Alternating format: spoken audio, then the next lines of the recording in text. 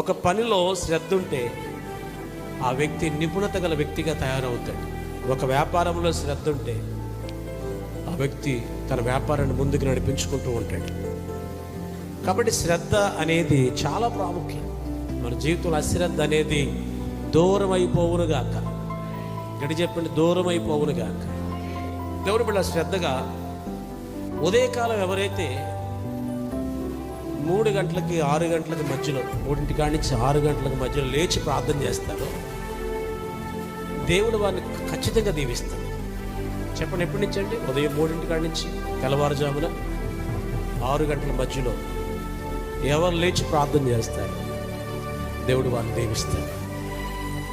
ఆ రీతిగా ఆ శ్రద్ధ ఎవరిలో అయితే ఉంటుందో ఖచ్చితంగా దేవుడు వారిని బలపరుస్తాడు. కానీ కొంతమంది రాత్రులు పెందలకాడ నిద్రపోరు, కొంతమందికి పనుల భారం, కొంతమంది అయితే అశ్రద్ధ, తెల్లవారుజాము నిద్రపడతాడు, కొంతమందికి లేవరు ఆ సమయంలో.